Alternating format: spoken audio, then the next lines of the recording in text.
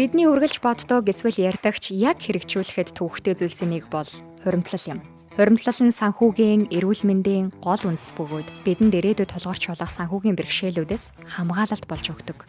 Хуримтлал үүсгэх нь санхүүгийн зорилгодоо хүрэх, тулгамдсан асуудалд бэлэн байх, мөн ирээдүйдээ итгэлтэй байхад чухал ач холбогдолтой юм. Энэхүү бичлэгээр хуримтлал үүсгэх аргууд, түүний ач холбогдол, ашиг тусыг танилцуулах болно. 1-р санхүүгийн хамгаалалт бүхий хуримтлал үүсгэх нь гэмтийн зардал, онцгой байдлын үед санхүүгийн хамгаалалт болдог. Энэ нь эрүүл мэндийн зардал, ажлаас халагдах зэрэг хүнд нөхцөл байдалд хэрэг болдог.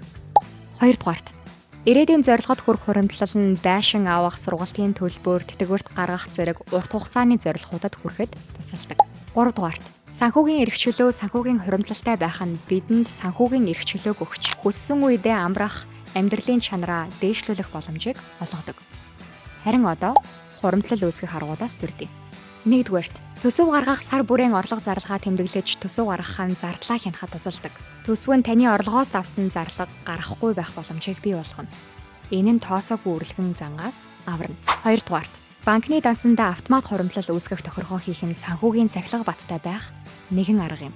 Тодорхой хэмжээний мөнгийг сар бүр автоматар хуримтлалын данс руу шилжүүлэх. Энэхүү арга нь маш их санхүүгийн сахилга бат болон дадалд сургадаг.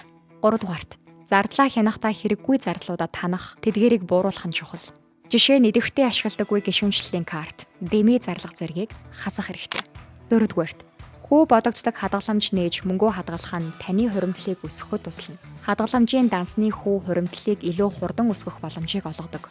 Бас урам зориг өгнө. Хуримтлал үүсгэхдээ тодорхой зорилго тавих нь маш чухал.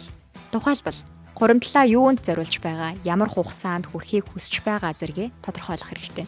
Хуримтлалын хувиа сар бүрийн орлогоос тодорхой хувийг хуримтлалд зориулж түүндээ үнэнч байх. Жишээ нь орлогын 10%-ийг хуримтлалд хураах гэх мэт.